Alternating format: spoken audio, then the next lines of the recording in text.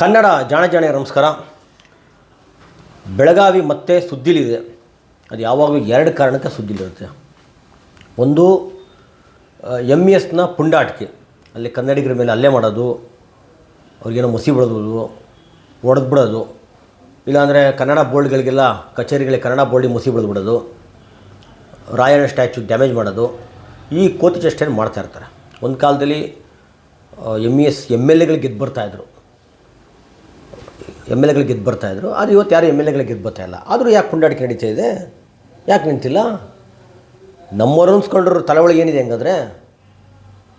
ಇವರೇ MS ಕನ್ನಡದ ವೇಷದಲ್ಲಿ MS ಪರವಾಗಿದ್ದಾರೆ ಇವರೆಲ್ಲ.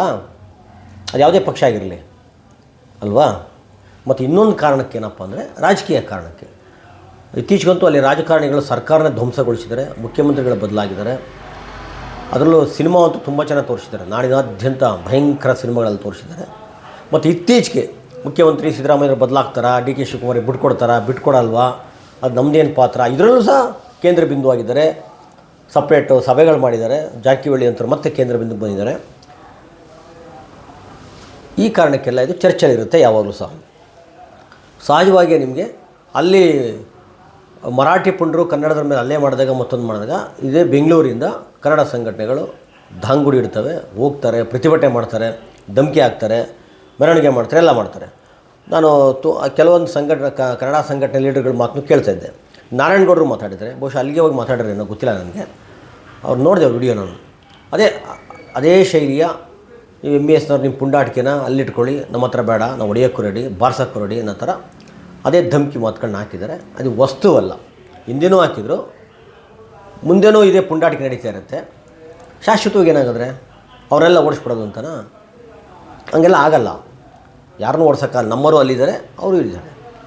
ಆದರೆ ಇಲ್ಲಿ ಹೊಂದ್ಕೊಂಡಿರಬೇಕು, ನಮ್ಮೂರಲ್ಲಿ ಹೊಂದ್ಕೊಂಡಿರಬೇಕು. ಇದು ಈ ಒಕ್ಕೂಟ ವ್ಯವಸ್ಥೆಯಲ್ಲಿ ನಾರಾಯಣಗೌಡರು ಧಮಕಿ ಹಾಕಿದರೆ ಎಲ್ಲ ಸರಿ. ಆದರೆ ನನಗೆ ಅರ್ಥವಾಗ್ತಾ ಇರೋದು, ಸಮಸ್ಯೆಯ ಬುಡಕ್ಕೆ ಹೋಗ್ಬೇಕು, ಆ ತುದಿ ಕಟ್ ಮಾಡಬೇಕು.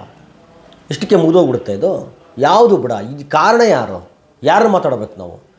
ಇದು ಬೆಳಗಾವಿ ಮಹಾರಾಷ್ಟ್ರದ ಗಡಿ ಜಿಲ್ಲೆ. ಕರ್ನಾಟಕದ ಒಂದೇ ರಾಜ್ಯನ ಗಡಿ ಇರೋದು. ತಮಿಳ್ನಾಡು ಇಲ್ವಾ? ಕೇರಳ ಇಲ್ವಾ? ಆಂಧ್ರ ಪ್ರದೇಶ ಇಲ್ವಾ? ಇವೆಲ್ಲ ಗಡಿ ಹಂಚ್ಕೊಂಡಿದ್ದಾರೆ. ಅಲ್ಲಿ ಇಲ್ಲ ಅಂತ ಸಣ್ಣ ಪುಟ್ಟದೇ ಕಿರಿಕಿದ್ದೇ ಇರುತ್ತೆ. ಆದರೆ ಈ ಮಟ್ಟಕ್ಕೆ ಯಾವುದೇ ರಾಜ್ಯದ ಗಡಿ ಭಾಗದಲ್ಲಿ ಇಲ್ಲ. ಯಾಕೆ? ನಾವಿಲ್ಲಿ ಕೇಳಬೇಕಾಗಿರೋದು, ಅಲ್ಲಿ ಯಾರೋ ಹೊಡೆದ್ರಂತೆ ನಾವು ಹೋಗಿ ಮಸಿ ಬಿಡೋದು, ಪಾಪ ನಮ್ಮ ಹುಡುಗರು ಹೋಗಿ ಕೇಸ್ ಹಾಕ್ಸ್ಕೊಳೋದು, ಜೈಲಿಗೆ ಹೋಗೋದು, ಜನ ಈಗ ಬೇಲ್ ಕೊಡಿಸ್ಬಿಡ್ತಾರೆ, ಆಮೇಲೆ ಕೇಸ್ ಕಲಿಯೋದು ಯಾರು ಬರ್ತಾರೆ ಅವಾಗ? ನಾವು ಯಾರನ್ನೋ ಮರಾಠಿಗನ್ನು ಹೊಡೆಯೋದು ಬಡಿಯೋದು, ನಾವು ಕೇಸ್ ಹಾಕ್ಸ್ಕೊಳೋದಲ್ಲ. ಇವ್ರನ್ನ ಕತ್ತಿನ ಪಟ್ಟಿ ಹಿಡಿದು ಕೇಳಬೇಕಾಗಿರೋದು ಈ ನಾಲಾಯಕ ರಾಜಕಾರಣಿಗಳನ್ನು. ಅದು ಯಾವುದೇ ಪಕ್ಷ ಆಗಿರಲಿ, ರಾಜಕಾರಣಿಗಳನ್ನ ಕತ್ತೆ ಮೇಯಿಸ್ತಿದ್ರೆ ನೀವು ಏನ್ರಿ ಮಾಡ್ತಾಯಿದ್ರೆ ನೀವುಗಳೆಲ್ಲ? ಅವ್ರನ್ನ ಕೇಳಬೇಕು. ನಾಲಾಯಕ ಹೋಮ್ ಮಿನಿಸ್ಟ್ರನ್ನ ಕೇಳಬೇಕು. ಈ ಹೋಮ್ ಮಿನಿಸ್ಟ್ರ್ ಅಂತೂ ಎಷ್ಟು ನಾಲಾಯಕ ಅಂದರೆ, ಎಲ್ಲ ಕೂತ್ಕೊಂಡು ಅಲ್ಲಿ ಉಡುಪಿಗೆ ಹೋಗ್ಬಿಟ್ಟು ಆ ಪೇಜಾವರ ಸ್ವಾಮಿ ಕಾಯಿ ಬೀಳೋದು, ಪಾದಪೂಜೆ ಮಾಡಿದ್ರೇ ಮಗ್ನರಾಗಿರ್ತಾರೆ. ಇತ್ತೀಚೆಗಂತೂ ಇನ್ನು ಮುಖ್ಯಮಂತ್ರಿ ಯಾಕೆ ಹೊಂಟಿದ್ದಾರೆ ಗೊತ್ತಿಲ್ಲ, ಇವರು ಅಧ್ಯಕ್ಷ ಇದ್ದಾಗ ಯಾಕೆ ಆಗಲಿಲ್ಲ ಅಂತ ಹೇಳ್ಬಿಟ್ಟು ಆ ಗಡಿ ಬಿಳಿದಿದ್ದಾರೆ. ಹೋಮ್ ಮಿನಿಸ್ಟ್ರ್ ಏನು ಮಾಡ್ತಾವ್ರೆ? ಮತ್ತು ಬೆಳಗಾವಿಯ ರಾಜಕಾರಣಿಗಳು ಅದನ್ನು ಕೆಲವೊಂದು ಕನ್ನಡ ಸಂಘಟನೆ ನಾಯಕರುಗಳು ಭಾಳ ನಾಜೂಕೈನ ಥರ ಮಾತಾಡ್ತಾರೆ, ಆತ್ಮವಂಚನೆ ಮಾಡ್ಕೊತಾ ಇದ್ದಾರೆ. ಅದರ ಸೆಲೆಕ್ಟೆಡ್ಡು. ಇವ್ರನ್ನ ಬೈದರೆ ಅಥವಾ ಇವ್ರನ್ನ ಕೆಣಕಿದರೆ ನಮ್ಮ ಲಾಭನ ನಷ್ಟನೋ, ಇನ್ಯಾರನ್ನ ಕೆಣಕಿದ್ರೆ ಲಾಭ ನಷ್ಟನೋ, ಈ ಥರ ಸೋಗಲಾಡಿಗಳ ಥರ ವಂಚನೆ ಮಾಡ್ಕೊಂಡು ಮಾತಾಡ್ತಿದ್ರಲ್ರಿ ಕೆಲವರೆಲ್ಲ. ನಾಡು ನುಡಿ ವಿಚಾರದಲ್ಲೂ ಸಹ ಇಷ್ಟೊಂದು ಸೋಗಲಾಡಿಗಳಾಗಿದ್ರಲ್ಲ ನೀವು. ಏನು ಅನ್ಸಲ್ಲ ನಿಮಗೆ? ಇದೇನಾ ನಿಮ್ಮ ಕನ್ನಡ ಹೋರಾಟ? ಇಷ್ಟೊಂದು ಹುಸಿ ಮಾತುಗಳಾಡಬೇಕಾ? ಆತ್ಮವಂಚನೆ ಅಲ್ವಾ ಇದೆಲ್ಲ? ಯಾವ ಪುರುಷಾರ್ಥಕ್ಕಿದು? ಇವತ್ತು ಸತೀಶ್ ಜಾರಕಿಹೊಳಿ ಮನೆ ಹತ್ರ ಸ್ಟ್ರೈಕ್ ಮಾಡ್ಬೇಕು ನಿಜವಾಗ್ಲೂ ಸಹ. ಏನ್ರಿ ಮಾಡ್ತಾಯಿದ್ದೀರ ನೀವು? ನಿಮ್ಮ ಕುಮ್ಮಕ್ಕಳಿಲ್ದಲೇ ಸತೀಶ್ ಜಾರಕಿಹೊಳಿ ಎಷ್ಟು ಕಾರಣನೋ ಇಡೀ ಇವ್ರ ಕುಟುಂಬನೇ ಇದೆ ರೀ. ಒಂದಲ್ಲ ಒಂದು ಪಕ್ಷ ಅಧಿಕಾರದಲ್ಲಿದ್ದರೆ ಮಂತ್ರಿ ಆಗಿರ್ತಾರೆ ಅವರು. ಅದು ಜನತಾ ಪರಿವಾರ ಇರಲಿ, JDS ಅಥವಾ BJP ಇರಲಿ, ಕಾಂಗ್ರೆಸ್ ಇರಲಿ, ಒಬ್ಬರಲ್ಲ ಒಬ್ಬರು ಇವ್ರ ಮನೆಯೇ ಮಂತ್ರಿಗಳಾಗಿರ್ತಾರೆ. ಮತ್ತು ಅಲ್ಲಿ ಮೇಡಮ್ ಇದ್ದಾರೆ ಲಕ್ಷ್ಮೀ ಹೆಬ್ಬಾಳ್ಕರ್ ಏನು ಮಾಡ್ತಾಯಿದ್ರು ನಿಮಗಳೆಲ್ಲ? ಇವ್ರುಗಳು ಕೇಳಬೇಕು. ಲಕ್ಷ್ಮೀ ಹೆಬ್ಬಾಳ್ಕರ್ ಮನೆ ಮುಂದೆ ಸ್ಟ್ರೈಕ್ ಮಾಡಬೇಕು, ಸತೀಶ್ ಜಾರಕಿಹೊಳಿ ಅವ್ರ ಮನೆ ಮುಂದೆ ಸ್ಟ್ರೈಕ್ ಮಾಡಬೇಕು. ನೀವು ನೆಟ್ಟಗಿದ್ರೆ ಯಾಕಪ್ಪ ಅಷ್ಟೊಂದು ಪುಂಡಾಟಿಕೆ ಮಾಡ್ತಾರೆ ಮರಾಠಿಗರು? ನಿಮ್ಮ ಕುಮ್ಮಕ್ಕಿಲ್ವ ಹಂಗಾದ್ರೆ? ಓಟ್ಗೋಸ್ಕರ ನೀವು ಅವ್ರಿಗೆ ಕುಮ್ಮಕ್ಕೆ ಕೊಡ್ತಾ ಇಲ್ವ ನೀವು? ನಿಮ್ಮ ಪಾತ್ರಗಳಿಲ್ವಾ ಇಲ್ಲಿ? ಹೇಳಿ ನೋಡೋಣ. ಸತೀಶ್ ಜಾರಕಿಹೊಳಿ ಅಂತೂ ಕರ್ನಾಟಕದ ಮುಖ್ಯಮಂತ್ರಿ ಹಾಕ್ಕೊಂಡಿದ್ದಾರೆ. ಕರ್ನಾಟಕದ ಮುಖ್ಯಮಂತ್ರಿ ಆದರೂ ನಿಮ್ಮ ಬುಡದಲ್ಲೇ ಕನ್ನಡ ಹೋಗ್ತಾ ಇದೆಯಲ್ರಿ, ಅದನ್ನ ಉಳಿಸ್ರಿ ಫಸ್ಟು ನೀವು. ಈ ಪ್ರಗತಿಪರ ಅನ್ನೋ ಸೋಗು ಇದೆಯಲ್ಲ, ಒಂದು ಮುಖವಾಡಗಳು, ಆ ಸುತ್ತ ಸುರ್ಗ ಒಂದಷ್ಟು ಬಟ್ಟಂಗಿಗಳಿಲ್ಲ. ಈ ಬಟ್ಟಂಗಿಗಳು ಹೇಳೋಕ್ಕಾಗಲ್ವಾ? ದಿನ ಬೆಳಗ್ಗೆ ಅದು ಸುತ್ತ ಇರ್ತಾರಲ್ಲ, ಬೇಕಾ ಇಲ್ವಾ? ನಿಮ್ಮದಾದ್ರೂ ಸಾಕಷ್ಟೇ. ಯಾವ ನಾಡು ನೋಡಿ ಯಾವನು ಹೆಂಗಾರ ಹೊಡೆಸ್ಕೊಂಡು ಹೋಗಲಿ, ನಿಮ್ಮ ಬೇಳೆ ಬೇಯ್ದು ಸಾಕು. ಇದಕ್ಕೆ ಒಂದು ಸೋಗ್ಲಾಡಿ ಥರ ಮುಖವಾಡ ಹಾಕ್ಕೊಂಡು ಆ ಸುತ್ತಮುತ್ತ ಸುತ್ತಕೊಂಡು ಚೇಲಗಳ ಥರ ಆಗಿದ್ರ.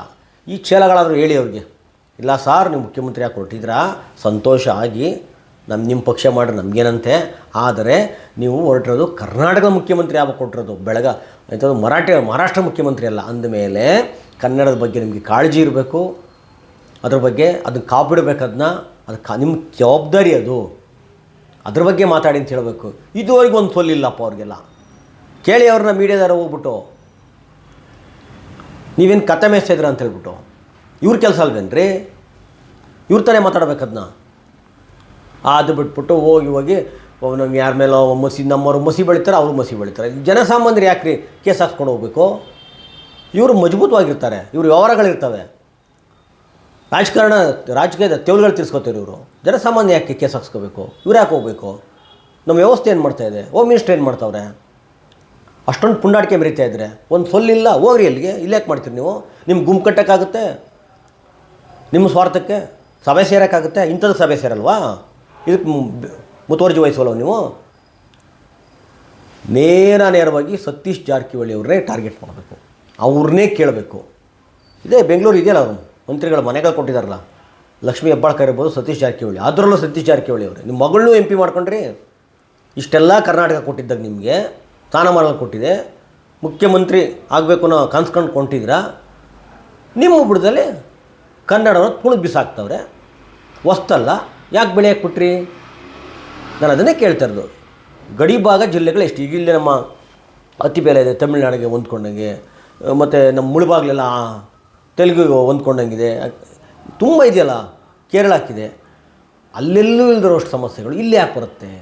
ನಾನು ಇಲ್ಲವೇ ಇಲ್ಲ ಅಂತ ಹೇಳ್ತಾ ಇಲ್ಲ, ಸಣ್ಣ ಪುಟ್ಟದಿದೆ. ಈ ಮಟ್ಟಕ್ಕಿಲ್ಲ. ನಮ್ಮ ರೋಗದಂತೆ ಅಲ್ಲಿ ಅವನ ಮಸಿ ಬೆಳಿತಾನೆ, ರಾಯಣ್ಣಂಗೆ ಹೊಡಿತಾನಂತೆ, ನಮ್ಮ ರೋಡ್ ಹೋಗೋದಂತೆಲಿಂದ ಅಲ್ಲಿ ಸ್ಟ್ರೈಕ್ ಮಾಡೋದಂತೆ, ಒಂದು ದಿವಸ ಧಿಕ್ಕಾರಕ್ಕೆ ಹೋಗೋದಂತೆ, ಧಮಕಿ ಹಾಕೋದಂತೆ, ಬರೋದಂತೆ, ಅಥವಾ ಯಾರಿಗಾರು ಹೊಡೆದ್ರೆ ಕೇಸ್ ಹಾಕ್ಸ್ಕೊಳ್ಳೋದಂತೆ. ಇದು ಯಾವ ಗ್ರಾಚಾರ ರೀ? ಇದು ಮೂಲ ಇರೋದು ನಾರಾಯಣಗೌಡರಂತರೂ ಅರ್ಥ ಮಾಡ್ಕೋಬೇಕು. ನಿಮ್ಗೆ ಇದು ಯಾಕೆ ಅವರು ಈ ಹೆಸರುಗಳನ್ನ ಹೇಳ್ತಾ ಇಲ್ಲ? ಏನು ಸಮಸ್ಯೆ ನಿಮಗೆ? ನಾರಾಯಣಗೌಡ ಇಷ್ಟು ವರ್ಷ ಕನ್ನಡದ ಹೋರಾಟ ಮಾಡಿದ್ದೀರಾ ನೀವು?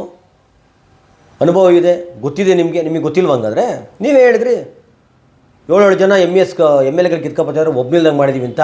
ಅದು ಸಮಸ್ಯೆ ನಿಂತಿಲ್ಲ. ಇವ್ರು ಕುಮ್ಮಕ್ಕೆ ಇದೆ ತಾನೇ, ಇವ್ರು ಕುಮ್ಮಕ್ಕಿಲ್ಲ ಅಂದರೆ ನಿಂತು ಹೋಗೋದು. MES ಕಾರ್ಯಕರ್ತರಲ್ಲದೆ ಇರ್ಬೋದು, ಇವ್ರು ಅವ್ರಿಗಿಂತ ಹೆಚ್ಚಾಗಿ ಆಡ್ತಾವ್ರಲ್ಲ, ಇವ್ರಂತಾನೆ ಉಗಿಬೇಕು ನೀವು. ಹೋಗಿ ಸತೀಶ್ ಜಾರಕಿಹೊಳಿ ಫಸ್ಟ್ ಕೇಳಿ, ಎಲ್ಲರೂ ಕೇಳಬೇಕು, ನನ್ನನ್ನು ಒಳಗಂಡು ಎಲ್ಲರೂ ಸಹ ಕೇಳಬೇಕು. ಕನ್ನಡದ ಬಗ್ಗೆ ಇಷ್ಟು ನಿರ್ಲಕ್ಷ್ಯ ಯಾಕೆ? ಕರ್ನಾಟಕ ಮುಖ್ಯಮಂತ್ರಿ ಯಾಕೆ ಹೊರಟ್ರೆ ನಿಮ್ಗೆ ಯಾಕೆ ಇಷ್ಟು ನಿರ್ಲಕ್ಷ್ಯ? ಅಲ್ಲೇ ಕಾಪಾಡೋ ಯೋಗ್ಯತೆ ಅಲ್ಲಿ ನಿಮಗೆ, ಕರ್ನಾಟಕ ಏನು ಕಾಪಾಡ್ತೀರಿ ನೀವು ಅಂತೇಳಿ ಇವ್ರನ್ನ ತರಾಟ ತಗೋಬೇಕು. ಇವ್ರಿಗೆ ಬೇರೆ ಬೇರೆ ಕಾರಣಕ್ಕೆ ಬಾಯಿ ಹೊಲ್ಕೊಂಡಿರ್ತಾರೆ, ಇನ್ನೇನಿಲ್ಲ, ಓಟಿನ ತೆವಲಷ್ಟೇ. ಇದನ್ನು ಸುತ್ತಮುತ್ತ ಇರೋ ಬಟ್ಟಂಗಿಗಳಾದರೂ ಸಹ ಅವ್ರಿಗೆ ಮನವರಿಕೆ ಮಾಡಿಕೊಡಿ. ನಾವು ಅದು ಯಾರಿಗೋ ಹೊಡೆದೋ ಕೇಸ್ ಹಾಕ್ಯೋ ಮತ್ತೊಂದು ಕೇಸ್ ಹಾಕ್ಸ್ಕೊಳ್ಳೋ ಅವಶ್ಯಕತೆ ಇಲ್ಲ. ನಮಗೆ ಕಾನೂನಿದೆ, ಹೋಮ್ ಮಿನಿಸ್ಟ್ರ್ ಇದ್ದಾರೆ. ಅದಕ್ಕೆ ಹೇಳಿದ್ದು, ಹೋಮ್ ಮಿನಿಸ್ಟ್ರು ಮತ್ತು ಸತೀಶ್ ಜಾರಕಿಹೊಳಿ ಇಬ್ಬರು ನಾಲ್ಕು ಥರ ಆಡ್ತಾಯಿದ್ದಾರೆ. ಕನ್ನಡದ ವಿಚಾರದಲ್ಲಿ ಯಾರೇ ಬಂದರೂ ಸಹ ಕಠಿಣವಾಗಿ ಮಾತಾಡಲೇಬೇಕಂತ. ಅದು ಯಾರು ಬೇಕಾರಾಗಲಿ, ನಾವು ಸೆಲೆಕ್ಟೆಡ್ ಮಾಡಿ ಇವ್ರನ್ನ ಮಾತಾಡ್ರಂಗೆ ಅವ್ರನ್ನ ಮಾತಾಡ್ರಂಗೆ, ಎಷ್ಟು ಲಾಭ ನಷ್ಟ. ಈ ಡೋಂಗಿತನ ಬೇಡ ನಮಗಿಲ್ಲ, ನನ್ನಂತನಿಗಂತೂ ಇಲ್ಲ. ಡೋಂಗಿತನ ಮಾಡೋದು ಮಾತುಗಳು ಪ್ರತಿ ಅಕ್ಷರದ ಅರ್ಥ ಆಗ್ಬಿಡುತ್ತೆ. ಬೇಡ, ಈ ಡೋಂಗಿತನ ಬೇಡ. ನೀವು ಎಷ್ಟು ವರ್ಷ ಹೋರಾಟ ಮಾಡಿದ್ರು ಸಹ ನಿಮ್ಮ ಡೋಂಗಿತನ ಅರ್ಥ ಆಗುತ್ತೆ. ಮೂರ್ಖಾಸೇನು ಬೆಲೆ ಇರಲ್ಲ. ನಮಸ್ಕಾರ.